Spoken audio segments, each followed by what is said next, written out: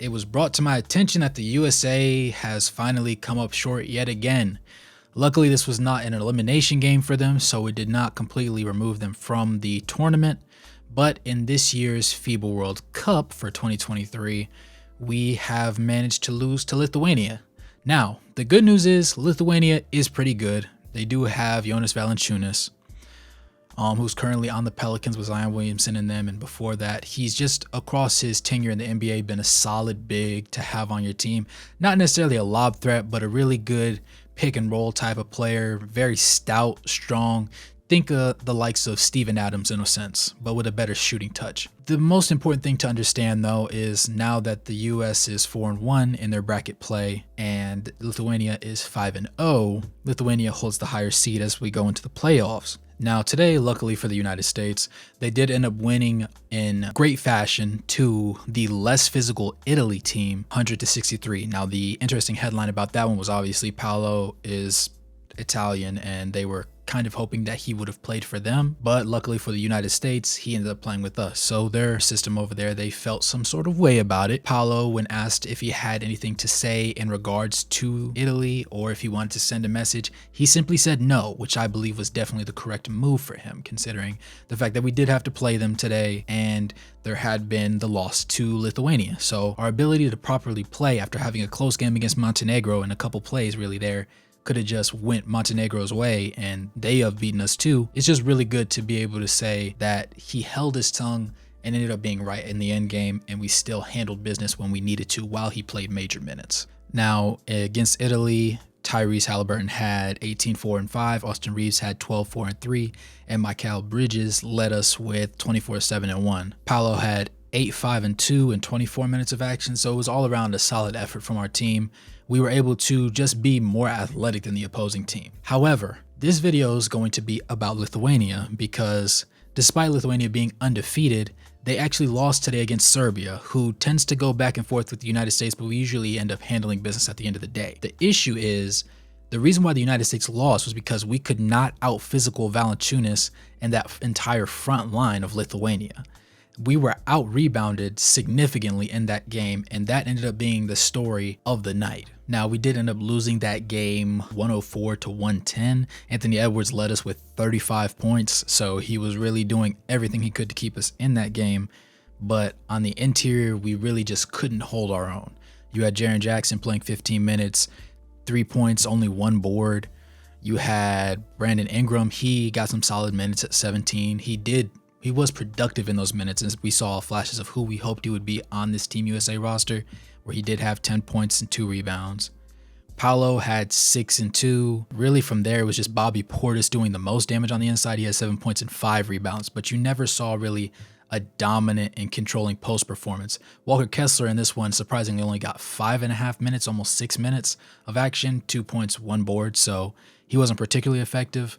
In the minutes that he did play, he wasn't the strongest and most stout on the inside, despite his overall large frame and his ability to obviously play very effectively on the defensive side of the ball for just a regular NBA team, since he does play on the Jazz and being consistent when he's on the floor. But we saw the more physical Lithuania team just manhandle us on the inside, and that made all the difference. For Lithuania, Tadas had 11 points and 11 boards. Ignas had 11 points, 2 boards. Rokas had 9 points, 3 boards. Valanciunas had 12 and 7. They were just consistently rebounding at a high rate. Overall for the game, we only had 27 rebounds to their 43, so they almost doubled how many rebounds we had. On the defensive side of the ball, they had 25 rebounds to our 18, but on the offensive side, they literally doubled it. We had 9 offensive rebounds. They had 18, and those second chance opportunities did not go to waste, as they ended up shooting 56% from beyond the arc, 14 for 25, to our 38%, which is okay, but when you're giving up 56% and you go 11 for 29 yourself, those extra threes are the reason why they ended up winning the game. Overall, we did shoot a higher field goal percentage. We ended up going 39 for 73, which is quite a few shot attempts when you think about it. We did end up converting, obviously, a significant amount of those at 53.4%, while Lithuania was 38 for 72 at 52.8%. So relatively balanced shooting, but they just got more offensive boards. They ended up shooting more threes, and that was really the story of this one.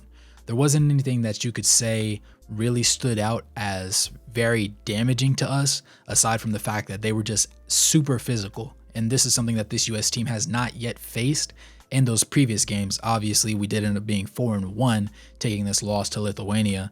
And in those previous 4 games, not to say that the other European teams and other teams that we played were weak or that they were unwilling to get physical, but they just lacked the ability and the playing style to really get after it in the way that Lithuania did against us. Again, Jonas Valanciunas, perfect example of a very stout player that plays in the NBA and has for some time now. So he has the legs to keep going. He plays for the length of an NBA game. He plays in the flow of an NBA offense. So having somebody like that for a Lithuanian team to lean on was very significant for them, because not only did you just have fundamentally sound people that could hit their threes, hit their jump shots, but you also had people that were willing to dog it out in the inside, were used and accustomed to dealing with that type of opponent that was more athletic and probably lankier at some points, but still being able to make sure you find the ability to get into position on the defense side of the ball without fouling, making sure that you grab those defensive boards, and more importantly, giving your shooters a second chance opportunity by just getting either a tip in or grabbing that ball right off the glass when it rims softly out. Credit to them as well. They did shoot obviously terrific from the 3-point line. You can't, no way around it. If you go 14 for 25, that is a amazing day. But the most important thing was their misses were never really bad misses from 3. They always had soft touch. There was a couple ones that rimmed in and out that really could have gone down as well. But for the most part, they were all boardable misses. And that was something that we really didn't see as much from the United States team. Not to say that they shot poorly in most ways, but they just didn't have as many easily rebounded misses. But at the same time, this is still a team that was expected for the most part to handle business when going overseas. Now, obviously, that's not the case, but they were able to bounce back, like I said, today in their quarterfinal game, winning 100-63 against the Italian team. And their next opponent is to be determined, but with any luck, we'll be able to see them close that game out in comfortable fashion and go on to play in the finals.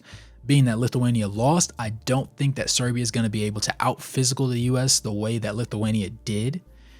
I'm not going to rule them out, obviously, because Lithuania was a very strong and well fundamentally sound team. So in order for Serbia to beat them, they obviously had to have the legs and had to have the capability of doing so. But I'm not prepared to say that Serbia is the same type of team that Lithuania is, in a sense that they will be able to beat the United States when the time comes. But with that being said, thanks for tuning into this video, guys. Make sure to like, comment, subscribe, join the Patreon if you're willing. Make sure to turn on those post notifications. Let me know how you guys feel about the USA's chances about closing out in the FIBA World Cup, and tell me if you agree that we are in the golden age of the basketball era. With that being said, good morning, good evening, good night, no matter where you are on the globe watching, and I'll catch you guys in the next one. Peace.